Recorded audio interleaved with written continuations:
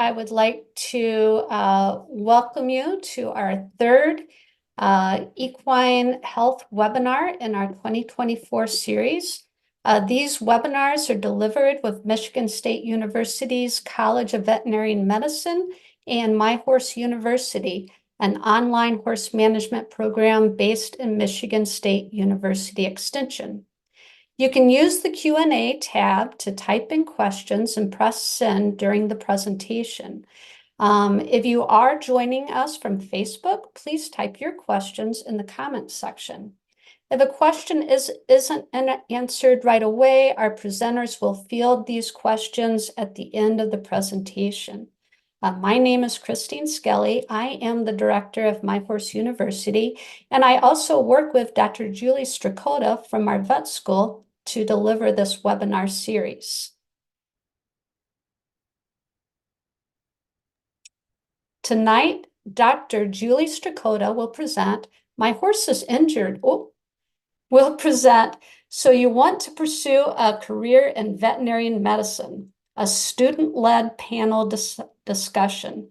Dr. Julie Strachota will be our moderator tonight. First, a little bit about Julie. Dr. Strachota is a large animal veterinarian interested in theriogenology and equine primary care services. Dr. Strachota is passionate about veterinary student education and has immersed herself in the curriculum at Michigan State University. Dr. Strachota developed and instructs 2 clinical clerkships focused on equine theriogenology and primary care. These clinical clerkships are robust, hands-on, clinical relevant, case-oriented for students to become competent equine veterinarians. Dr. Strachota is integral in the development and refinement of the educational curriculum focusing on reproductive system and clinical reasoning courses. Prior to her current position, Dr. Strachota was an associate veterinarian at an equine-only practice and performed advanced reproductive techniques in addition to primary care services. Dr. Strachota, I will turn our presentation to you and your panel. Thank you, Dr. Skelly, for that lovely introduction, and thank you to everyone for joining us on this lovely night. And I want to first thank all of our panelists as well for taking the time to join me as we discuss what those career opportunities are within veterinary medicine.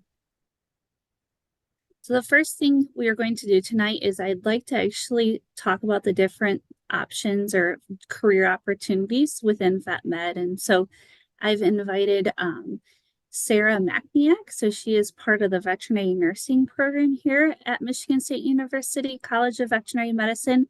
And I'd like to hear from you, Sarah, a little bit about yourself, how you got here, and then we can talk a little bit about what a veterinary nurse is and what do they do.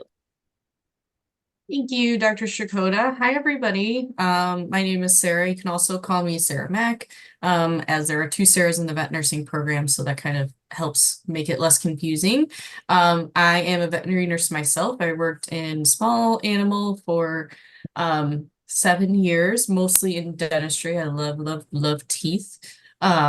So that was kind of my area of practice. I've been riding horses my whole life, most recently in dressage. I used to jump, but I got older and realized that I can break a lot easier, so I'm not scared to do that. So I'm into dressage. Never had a horse myself, but hopefully someday.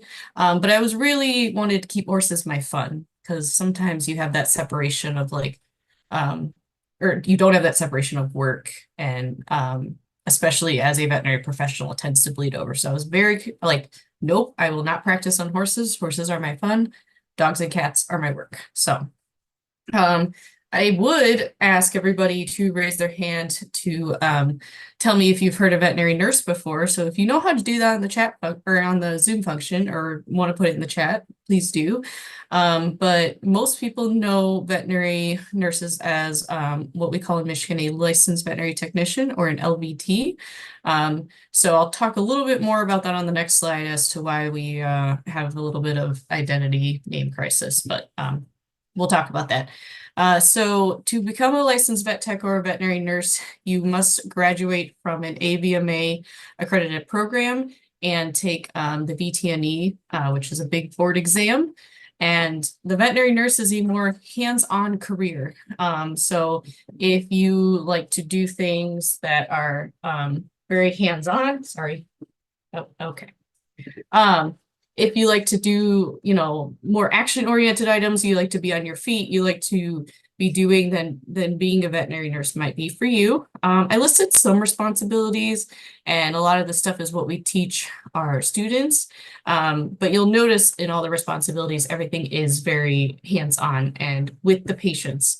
I kind of compare it to human medicine, where you spend 90% of your time at the hospital with the nurse, and the doctor is kind of bouncing between patients. So you really do get that kind of more time with the animals, which is what I was looking for in my career. So I'm really glad I did that. But yeah, some responsibilities, anesthesia, drawing blood. Keep in mind, we have to draw blood on all animals. Therefore, we have to know the anatomy of every single animal. So human nurses have it just a little bit easier there. We also will perform radiographs if requested by the veterinarian. Probably our biggest role is educating clients, talking about different things that the veterinarian may say, hey, your horse has X, Y, and Z, and then as the owner's digesting that, the vet nurse comes in, and then the owner has a bunch of questions. So we do have to be educated in all and most of the disease processes and everything. Another big part of our job is just being the right-hand person for the doctor of veterinary medicine.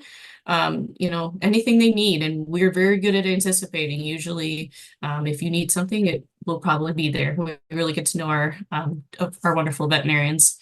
Filling prescriptions, animal restraint, and then we spend a lot of time at the microscopes. But like I said, there's so much more. Those are just some of the things I could list. I have our website linked on the bottom, and then also my email. It's the best way to get a hold of me. Oh, thank you, Aaliyah. His name is Tobias. Hi there. Dr. Strachota, if you don't mind going to the next slide, I'll talk a little bit more.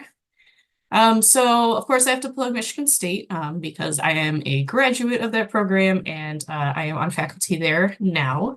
And all of our wonderful students are from there as well.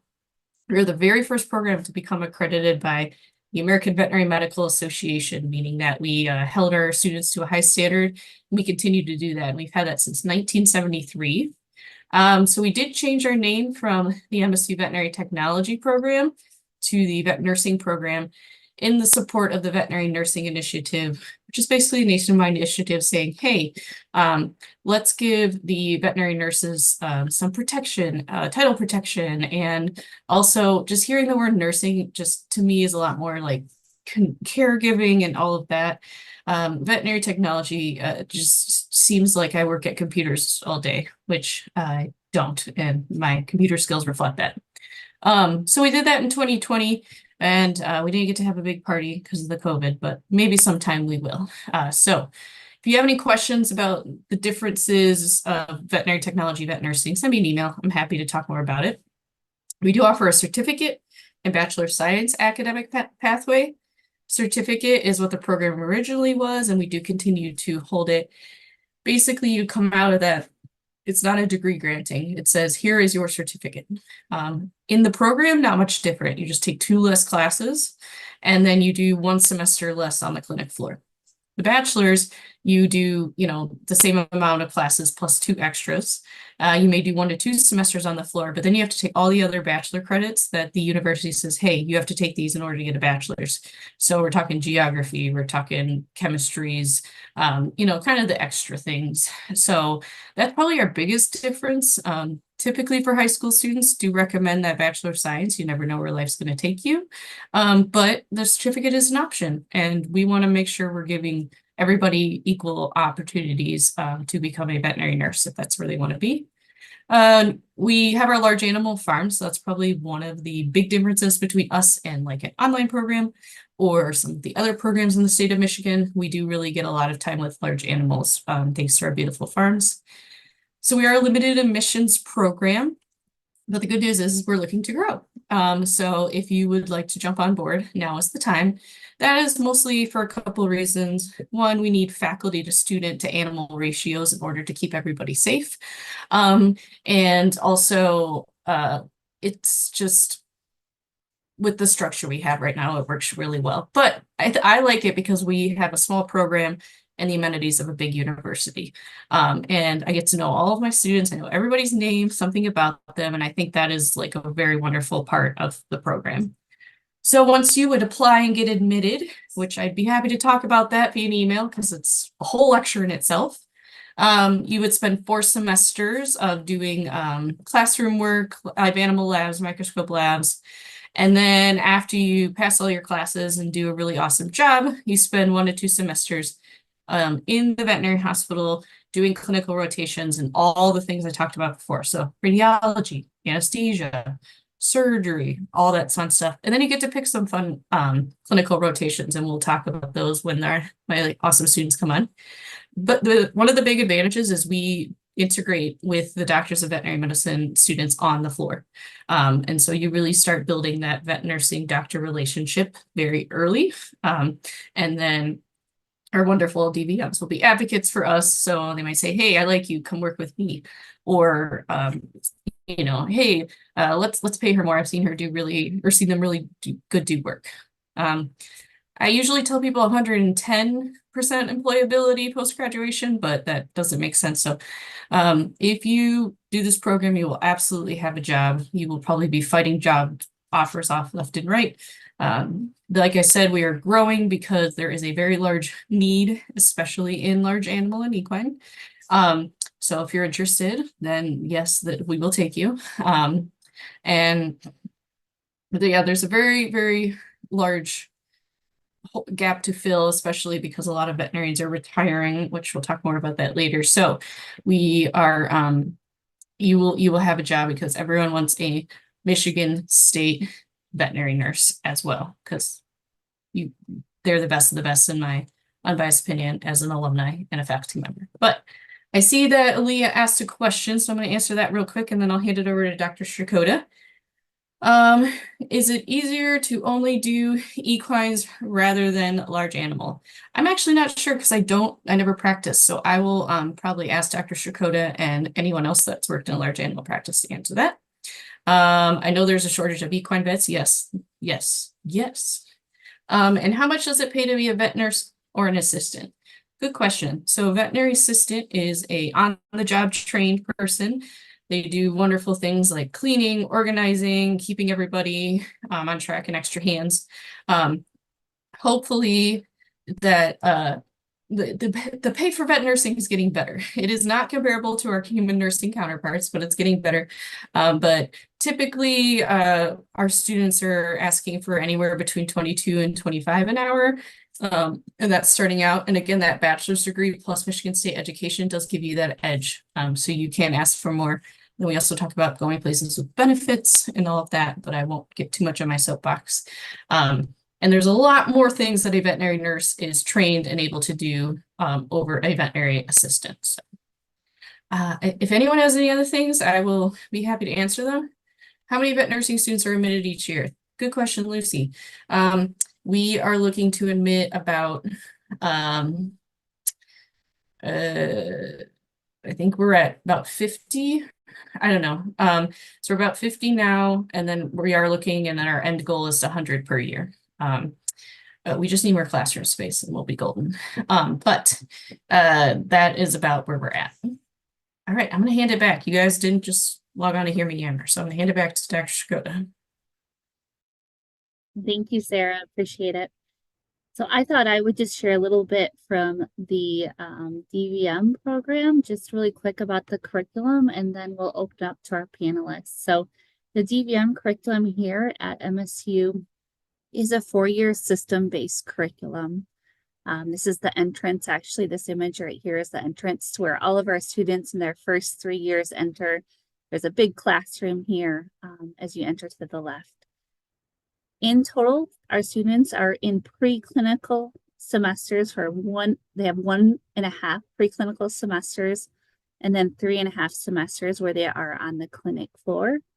In total, there's 45 preclinical courses, 32 of those being system-based courses, and then we actually have 13 longitudinal courses. And so just to give you an idea in our curriculum, so this is year one, and year one for our students, we consider that normal, so the normal system. So for example, nervous system 1, that would be what is we would consider normal as far as that nervous system.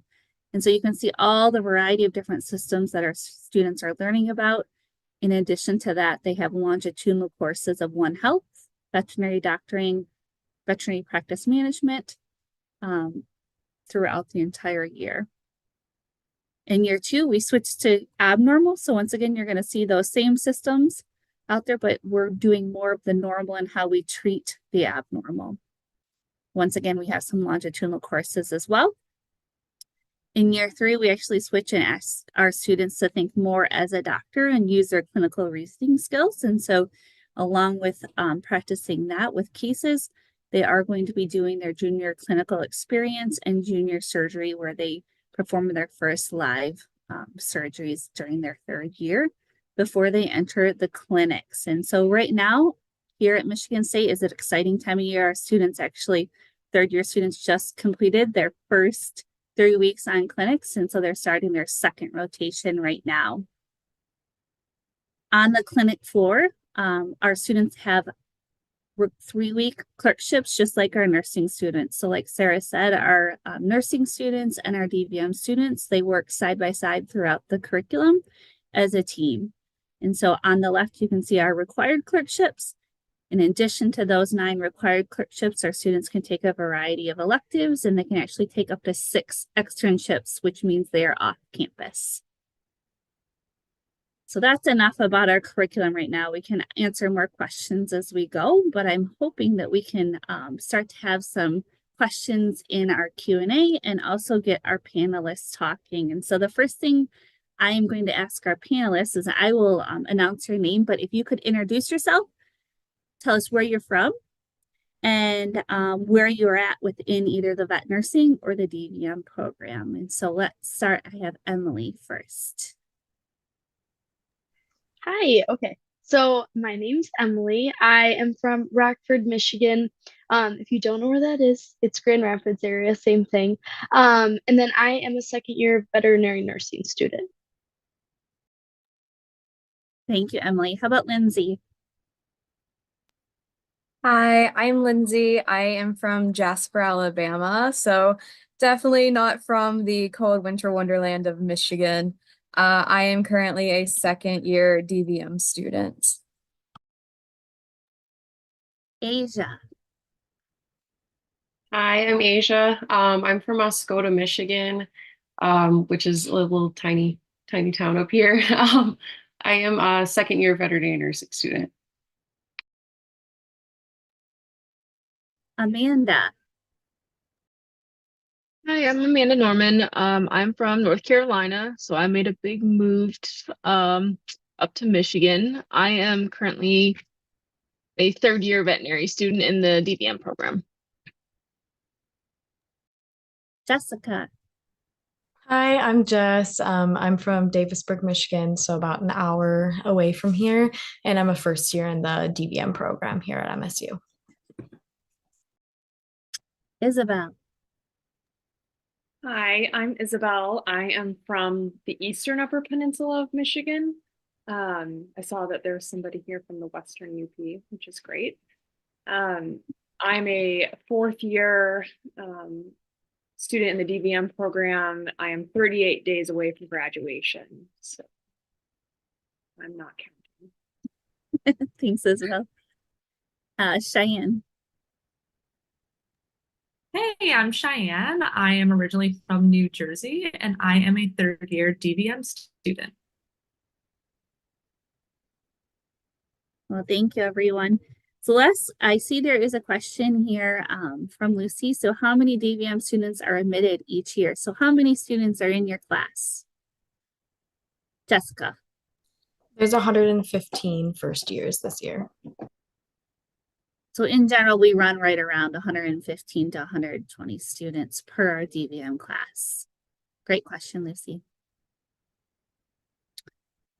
So let me ask, so at what age did you decide that you wanted to go into veterinary nursing school or you wanted to go to a DVM school? So how about Asia? So I actually got my bachelor's degree here at MSU in zoology back in 2019. So during the summer before I graduated, I did a internship with a sea turtle rescue and like Marine Stranding Response Center. And that's kind of when I learned about veterinary nursing. And so I'd say like I was about like 22 years old is when I decided. And then I worked for a few years. So I didn't actually join the program until I was 25.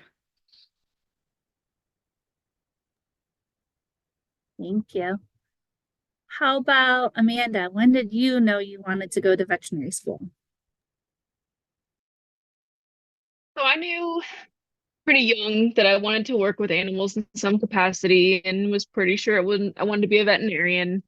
But I did take some gap years between undergrad and veterinary school just to kind of figure out if it's exactly what I wanted. So I worked in a vet hospital as a veterinary assistant for 3.5 years. And then I started veterinary school at, I think I was 24 when I started.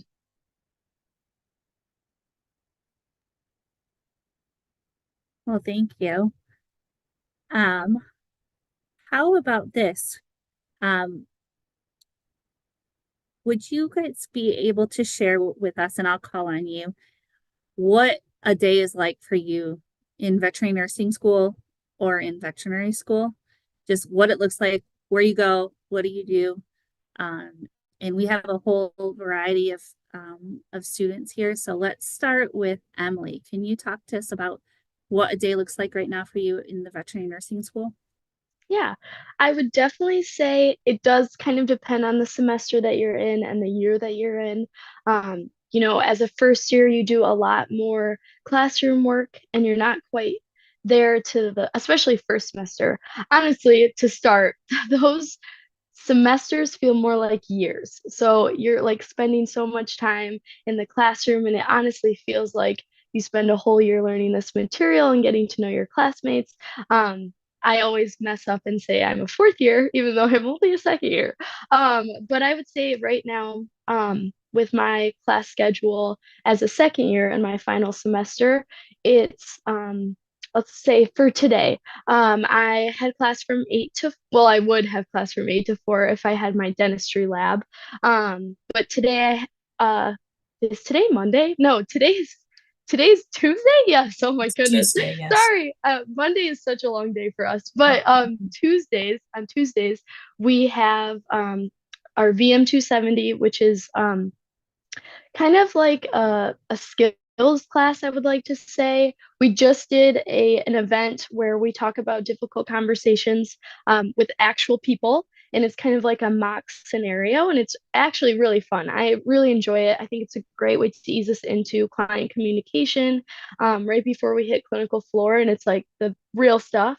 So it's really fun. That conversation wasn't so fun. It was kind of sad, but it's definitely a great way to prepare us for the real world and like those situations, because we do deal with talking to clients, just like Sarah mentioned with client education. So, and then after that class I had a large animal where we talked a little bit about laminitis and foundering. So we talked about that, and that was roughly, we were in class from for me, I was in class from like 10-ish to like 2 o'clock.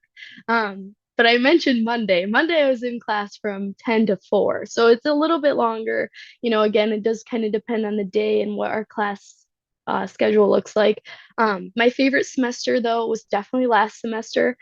Sarah also mentioned we do a lot of live animals labs, and we were basically every week on some farm on campus, and it was just a blast. I loved last semester. So yeah, you may be, hanging out in the trenches with some of our bovine here, and it's just so much fun. But again, it does kind of depend on the year, the semester, what we're learning. But I don't know, I just love it. I had so much fun, and it's so sad that we're almost done, but hopefully that kind of answers your question.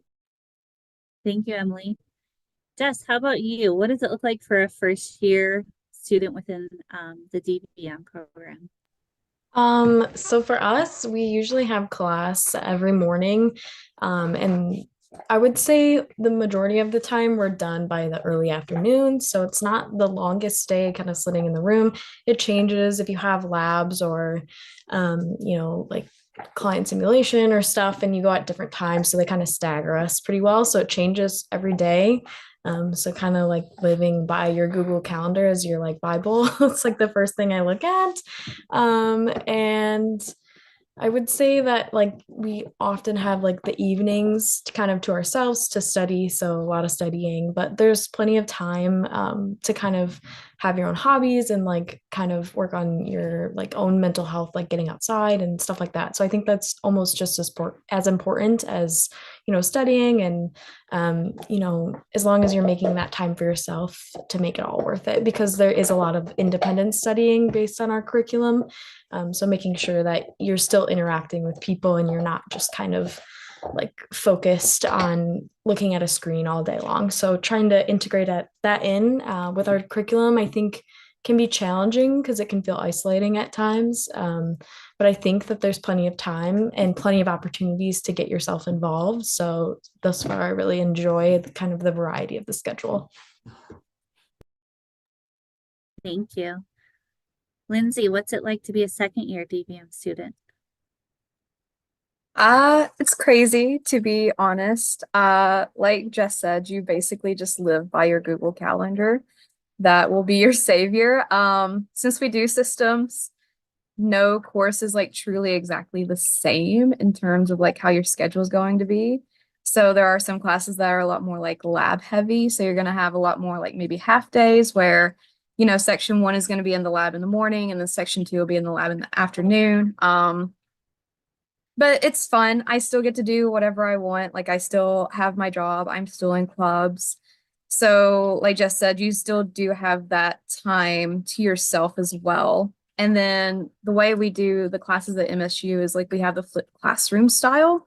So they make sure that they give us plenty of time in the evenings to both, do our schoolwork plus actually exist and just do what we want to do and be people as well. Because outside of vet med, we still have all hobbies and stuff. So it's hard to kind of make that nice balance at first, but you do eventually get into it. It just takes a little time. Cheyenne, what it's like to be a third year just starting clinics? Man, third year is interesting. So we just started clinics. So every clerkship is different. But I'm in large animal right now, which is perfect for this webinar. So my day usually starts in the clinic at 7 a.m. So if we have an inpatient in hospital, like I had a 2-week-old calf. So I had to come in early around 7 to do treatments for an hour. And then from like 8 to between 4 to 6 p.m., it varies day by day. We're running around the hospital doing treatments, helping our colleagues. Like I would help Amanda. She's also on my clerkship with me. And just like writing some paperwork and doing research and reading literature and just kind of being a student, but on the clinic floor at the same time, like in the classroom. And then that's pretty much a day in the clinic where we can see procedures like surgeries and things like that. And then my day doesn't end when I get home. That pertains to doing my outpatient for the next day and doing more research for things we discuss throughout the day. But my day on the clinic floor is usually from like 8 to 6 p.m. is pretty typical day. Isabel and Amanda, is there anything you want to add to what your life looks like right now? Isabel's counting down the days to being done. I have some things to say, but if Amanda wants to go first. Well, go ahead. Well, so I'm fourth year, and like I mentioned, I'm very close to graduation.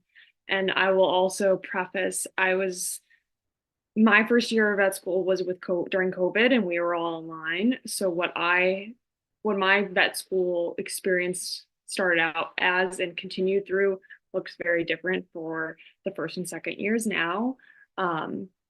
So to me, I think when I came back as a second year, the day to day was very, very challenging to balance in person classroom time and finding the time to spend for yourself. But to that effect, I felt like, especially your first 2 years, you're getting the hang of things as far as vet school is your life, and it is from the moment you wake up to the time you go to bed. And yes, that means you can find time to walk your dog. I know some people had part-time jobs. I know there was a question about having a job in vet school, and certainly some people do. But I definitely think by your fourth year, most people drop that job because you are required to be at the school full time. And that, like Cheyenne said, can be anywhere from 6:45 to 6 p.m. in the evening. And your days are very long, at least recently on the clinic floor. They can be very long. And I'm glad to hear everybody's had such great experiences, because I feel like vet school has been a blur and a little bit chaotic. But that's just a different experience in the best way possible. But the days are long, and if there's one thing like looking back on, it's like, be prepared that school is your entire life 24/7 for 365 days a year. But to that effect, you still can step out and you can still get away for a weekend and do something you love. But just know that your days are revolved around your schedule.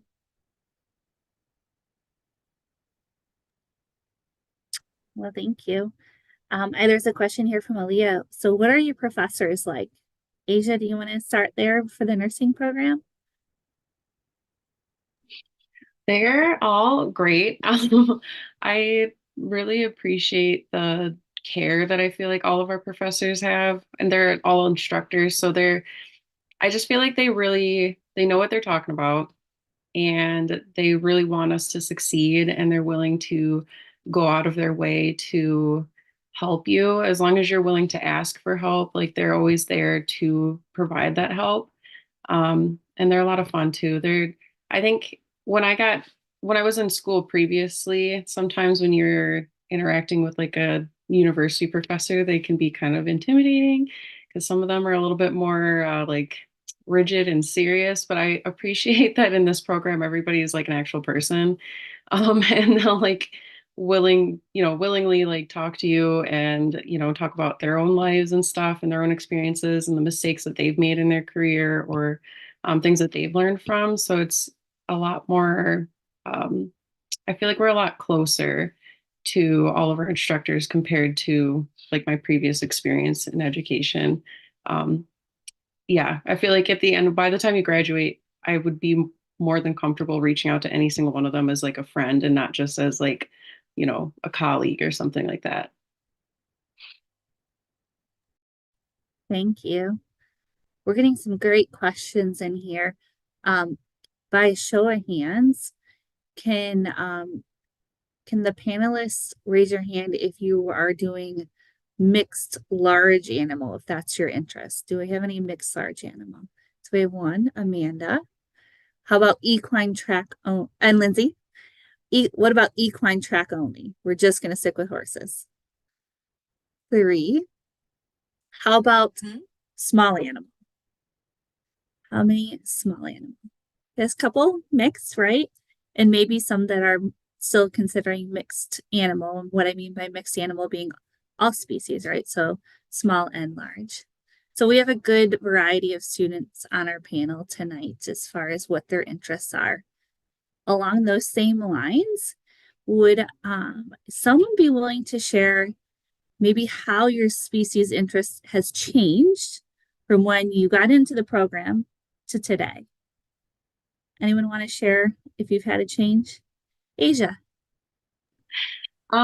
Yeah, so I think I mentioned it earlier, is that I first learned about vet nursing when I was working for a marine mammal rescue. And so I was pretty dead set when I started this program that I wanted to go into some sort of like zoo or aquarium medicine, or potentially I do like conservation work too. So I would love to maybe go into some sort of like wildlife rehab.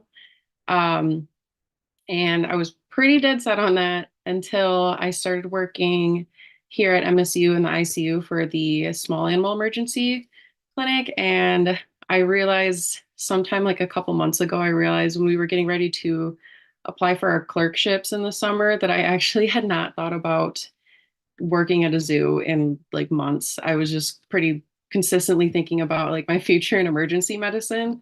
So that's was a big change for me. And it was kind of like, I don't know, it was scary to like realize that I didn't want to do zoo medicine anymore, because I'd been thinking about that for years. I got my last degree like specifically in zoology with my concentration in marine bio because I really wanted to keep doing that. But yeah, I fell in love with the critical care nursing since I started this program. So I'm very grateful that we are connected to a teaching hospital, because I don't think I would have gotten that opportunity at a different school if I had been, just had to get a job at any of the local clinics. I don't think I would have realized how much I loved the emergency side of the medicine. So yeah, big change. So now I'm just kind of looking at small animal emergency, but I'm interested in, like equine medicine and stuff too, but I'll be trying that out in my clerkships this summer. So we'll see how it goes. Thank you, Asia. Anyone else have a change in your species interest from when you were young to now even? Yeah, I can share. Or Amanda, so I grew up in New Jersey, and all that we had available really to us, since it's such an urban area in that area of the country, was really small animals. So when my first job ever was working as a kennel worker in a small animal practice. And I thought that that was like the end all be all. Because I didn't really know anything else. So it was always cats and dogs for me. And then I really got interested in exotics, and I loved exotics. I worked in small animal specialty in internal medicine, and I also worked as an exotic animal technician in New Jersey. And I absolutely loved it. When I finished my job there and got admitted to vet school, I was certain that I would go and complete an exotic animal specialty and work as an exotic animal veterinarian in Philadelphia, where I live close to. And I honestly can't explain it, but just something clicked in my head when I started working with horses at MSU, when we had one of our clinical skills lab, which is like our hands-on labs for our classes. And I just, from that day forward, I could not stop thinking about working with horses and what fascinating creatures they were. And just like I changed my entire life. I remember asking my husband, I was like, would you be okay if I switched into equine? Because there's definitely a stigma, which I'm sure there will be a question about later regarding going into the equine field and things of that nature. And everything I have done since my first year of school has been equine. My externships, my experience, my volunteering. I was the vice president of Equine Club. So I really switched from the smallest of animals to like the biggest I could go without going to the zoo. And I haven't looked back ever since. I mean, I have 18 months left of school, and I couldn't be happier and more proud to be a part of the equine profession. Thank you, Cheyenne. Amanda, do you want to add anything or your experience? Yeah, so I'm very similar to Cheyenne. I grew up completely small animal. I didn't have a lot of horse experience as a kid. I worked as a small animal veterinary assistant for years. When I got into vet school, I was set. I knew I was going to be small animal. I just had to figure out where in small animal. Uh, and then vet school started, and we had our first horse PE lab. And I was like, uh-oh, I think I'm gonna have to check this out. And just like Cheyenne did, I fell hard into the world of equine. I was president of Equine Club, which you have a few generations of presidents of Equine Club in this panel. And it became everything. I started doing everything I could with horses. I also really enjoy working with small ruminants. But I still have a good passion for small animals, so I do think I want to work mixed animal after school. So I think I want to work with cats, dogs, small ruminants, pigs, and horses. So just everything. But it was a big switch, and it definitely made me really nervous. But with all of the colleagues and doctors that I've got to know here at MSU, it's made me more and more confident that I definitely made the right decision. Perfect. Let's tackle a couple of the questions in the chat. So what recommendations do you have for high school students interested in pursuing a career within veterinary medicine? I would say, I can try to answer it. I would say try to just like get involved as much as you can. A lot of schools, I mean, as like a first year, I recently went through the application cycle, and all of that jazz. And a lot of schools are taking more of a holistic approach. So not only do, you know, your grades matter in high school to get into your undergrad, and then throughout undergrad to get into vet school. I don't know if we really talked about that, but you know, kind of making sure you have like a variety of experiences, you're doing volunteer work, have something other than animals as well too, kind of on your resume. A lot of them ask for things like that. So whether it's like a sport or you like baking or like something like that that you have, just to kind of get yourself involved and get out there. And then like some of the other girls mentioned, like getting a job as like a kennel attendant or an assistant or a receptionist or something to make sure that this is something that you're really interested in.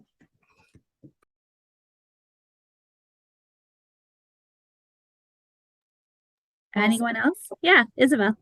It kind of circles back to your last question as well, but in high school, I had a horse growing up, and all I knew when the vet came out was that it got vaccines and told me to wrap its legs. I didn't really know what equine vets did, especially in a really rural area. I also only had, even in a rural area, just the basic small animal experience. And then I also knew I wanted to work with animals and go to vet school from a very young age, but the small animal was all I thought I really knew. I just knew I loved horses. And then when I went to college, I started working at a barn, and I rode on the equestrian team, but I also worked at a couple small animal clinics. And so those are the first steps, I would say, either in high school, start shadowing with vets, because you don't really know what they do on a day-to-day basis. And it can look very different in a rural area or in an urban area, or in an area that's really a specialty in that species. For example, in college, when I worked at 2 small animal practices where I thought I loved dogs and cats, I realized I just like my dog and cat and not everybody else's. And I didn't have great mentorship at the small animal practices. And I was rethinking my whole career path because I hated the small animal practices I was at as an assistant. So I took a semester off and I went to Kentucky and worked as a technician or as a nurse. Back then they were called techs, for 6 months at a very high-end equine practice. A lot of you probably know Rue and Riddle. So that's either when I think people sink or swim on that, like they either love it or they're like, this is not the life I want. And that was a very beneficial experience to help me realize that I absolutely did want to go down the equine path, because I got to see what it really looks like on a day-to-day basis, at least in this part of the world for these vets. And that can look very different for a different vet in out west, on horses, or on the East Coast, or in the South, in an urban or city area. So as much experience as you can, getting a job or shadowing. And that's something I've done even since coming to vet school. I didn't get into vet school the first round, and I was not a research person. Just so to speak to your point, when I didn't get in my first time, one of the advisors told me, well, if you don't like research, don't waste your time doing it, even if it looks good on your application. People want to see your dedication to something you're truly passionate about. So I went back to this practice in Kentucky and Florida and worked more in the equine industry to know I really loved it, get a lot of experience with it. And then ever since then, I've gone to different practices in the country to see how practice looks for different vets, equine vets only. And the more I've gone through small animal clinicals in my 4th year, the more I can't wait to not work in small animal practice. So it goes both ways. Getting experience to figure out what you really want to do is really important. And that, I think, along with volunteering. I volunteered at a therapeutic riding center. So anything that I could do with horses, or to get your experience and your foot in the door, because nobody wanted to hire me as a tech if I hadn't even cleaned kennels. So you have to get your foot in the door somewhere, and shadowing really helps with that. Thanks, Isabel. Lindsay. So I had a little bit of a weird start to my vet school career. I actually started my college academic career not wanting to do vet med. I wanted to actually go into robotics engineering, so I did like a complete 180. So I would also say that, it's going to be hard to, especially like when it comes to time for applications, but try not to compare yourself and your experiences to other people, because you may feel like you're behind. Because I know a lot of people start when they're in high school getting experiences and stuff. So since I didn't start until my 2nd year of community college, I felt this just need that I was not going to be able to do anything because I was so behind years wise. But they, like Jess said, they do have a much more holistic approach. There's more to it than just being in a clinic and seeing these things. So while yes, we want to make sure that you actually are passionate about vet med, there's a whole lot of other things that go into it. So, I feel like almost everybody has that point in their college career where they're like, oh, I could kind of see myself doing something else. It's okay to feel that way. It's okay to kind of delve into that and see if you might be interested, because, no matter what, that passion is going to come through when you do decide to actually apply. So, like I said, you're gonna feel it when it comes time to applications. You're gonna start like going online and being like, okay, how do my stats compare to everybody else? How do my experience hours compare to everybody else? But you'll be fine. It's okay, because I got way late into the game and here I am. So we can all make it. Thank you, Lindsay. That's a really good points to make as well. By raising your hand, how many of you started your journey to vet studies through a 4-H club like vet science or horse and ponies when you were younger? Yeah, so we have Jess, the one that was involved in 4-H. So it just goes to show there's lots of different ways to in your journey, with 4-H being one of those. Another question. Anyone want to talk about wondering about anxieties or the imposter syndrome with choosing veterinary medicine and how you've worked through that? Emily's got her hand up. Yes, I saw this question actually and was like, oh my gosh, I really hope we talk about this.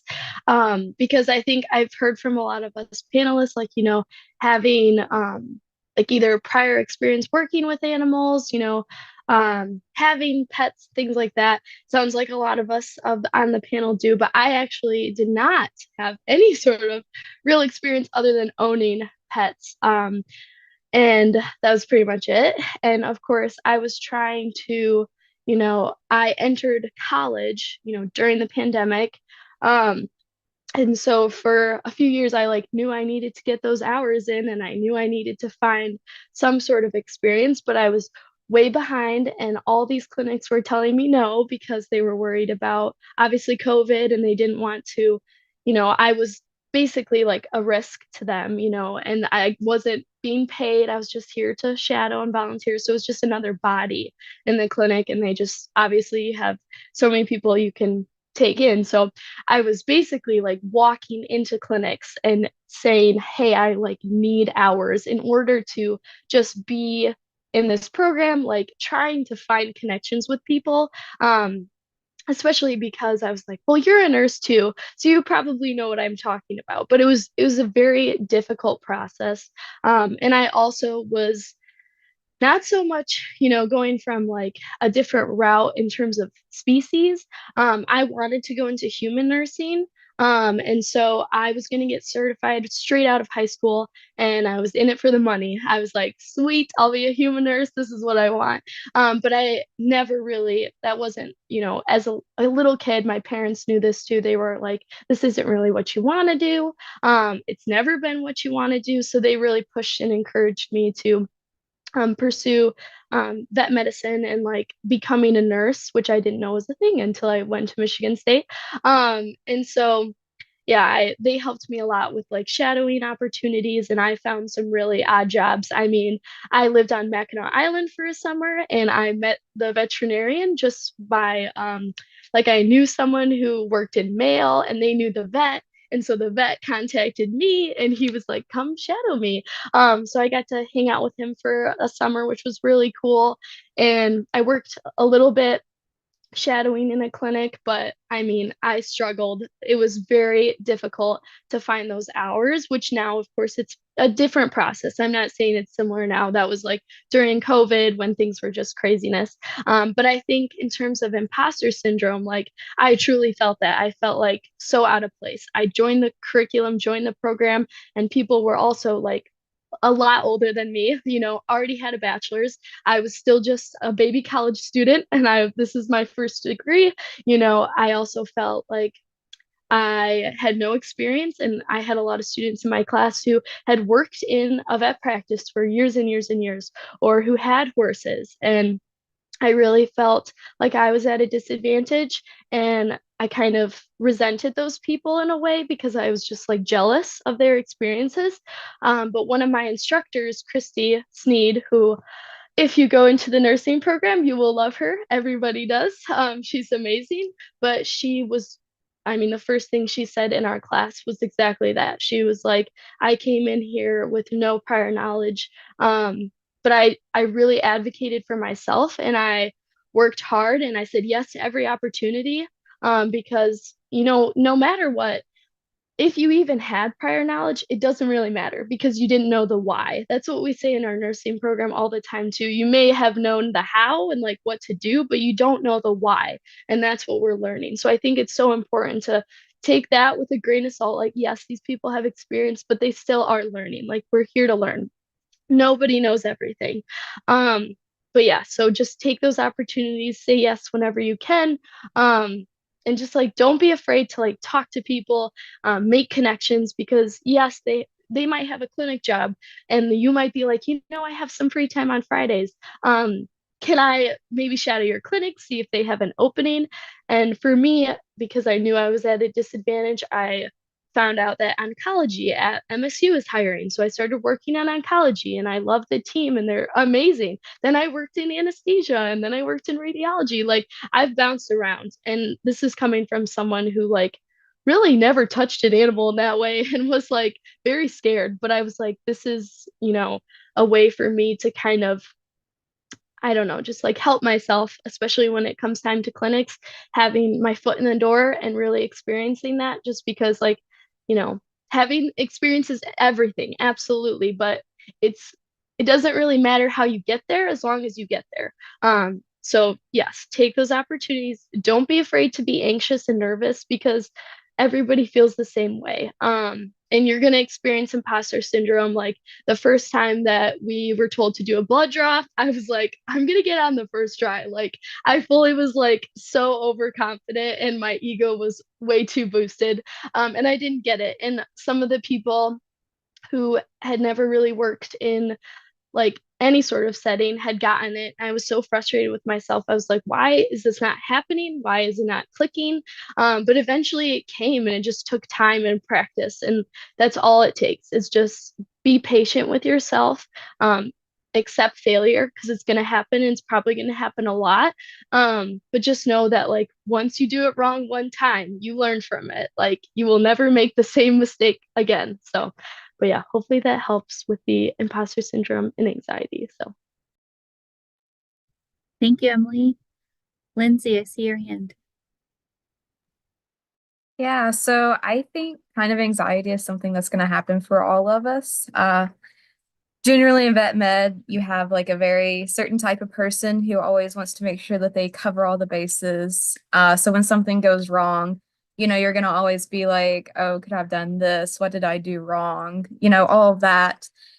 So generally, the best way to handle that anxiety is to have a strong support system.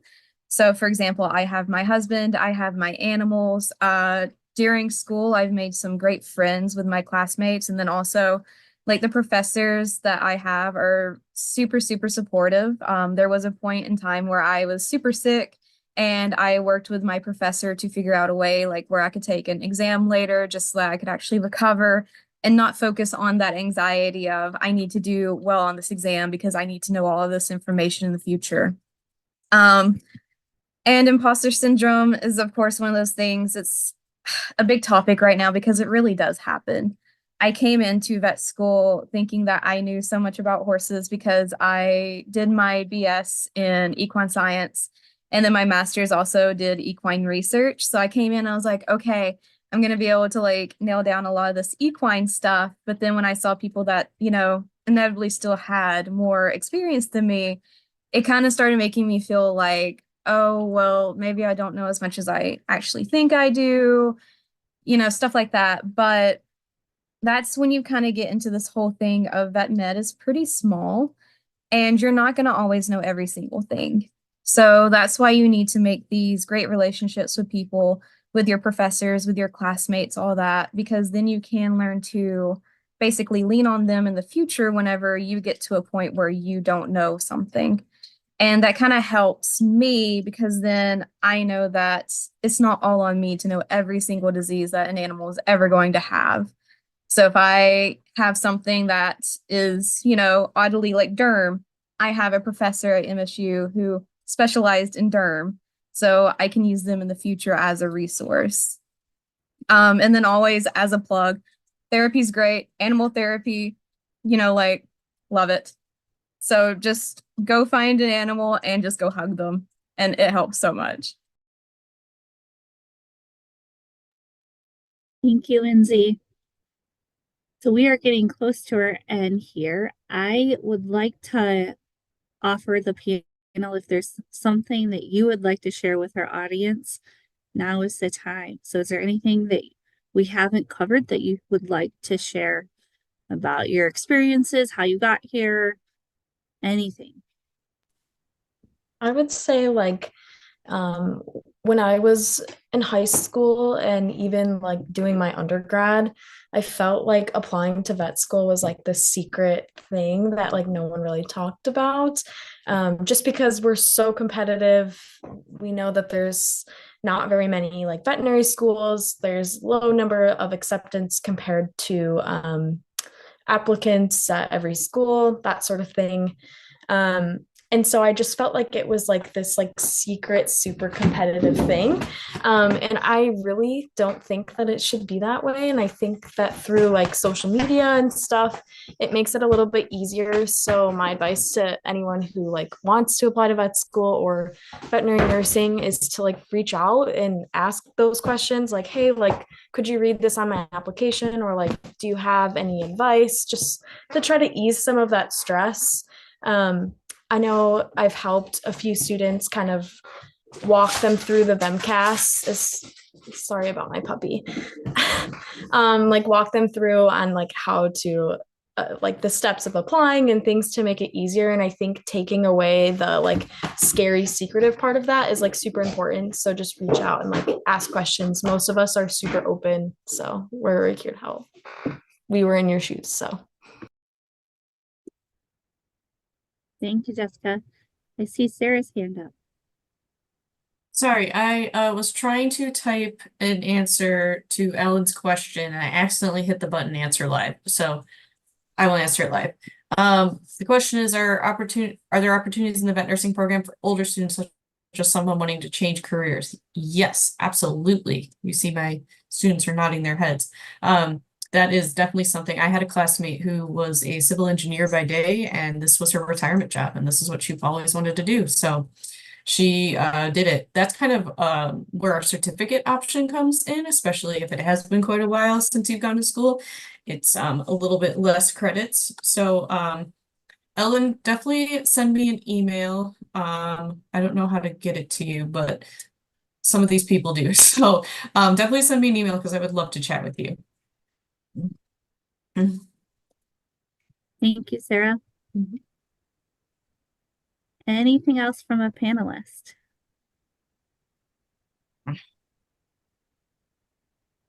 I might say a few words of encouragement. I think that when I was thinking, like going into college, and I mean, I actually toured MSU when I was a freshman in high school, believe it or not, but it was because I had an older brother who's a senior. So I knew about this place like way before I should have. But to me, it was always veterinarian. Like that's all I had ever heard that was always preached to me.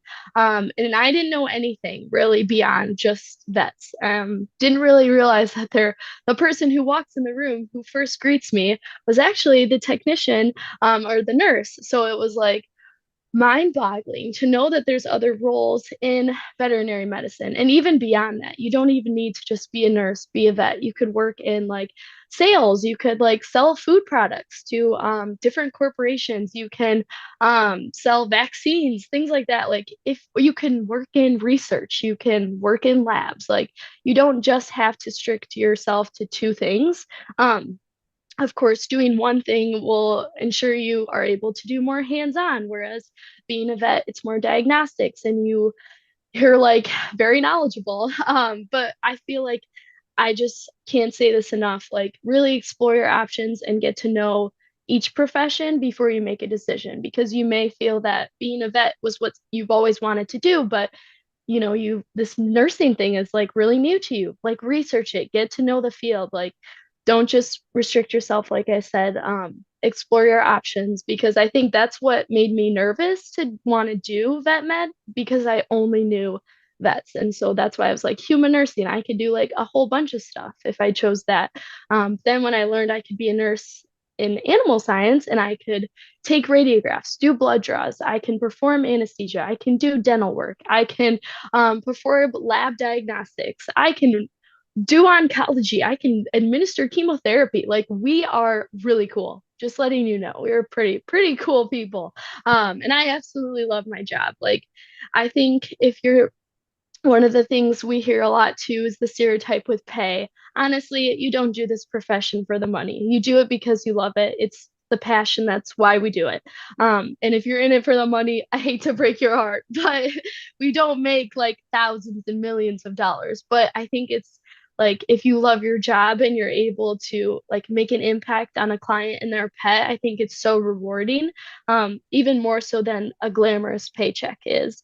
So really keep that in mind too. I think that's one of the big things that we hear a lot is like the pay.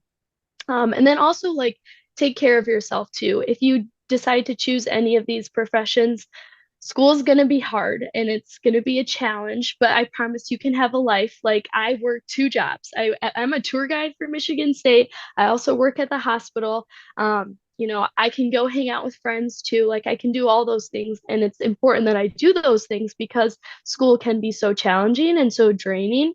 So, find time to take care of yourself. Surround yourself with people who want to support you and your aspirations because it will take a lot out of you.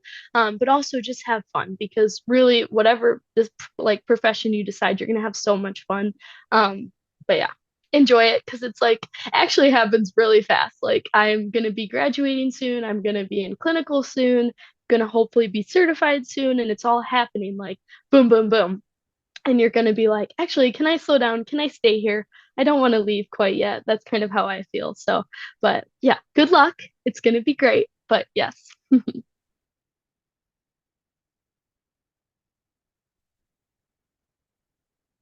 Thank you, Emily. I just want to thank the panelists for a great talk, and I'm gonna and discussions. Appreciate you taking your time and appreciate the listeners as well.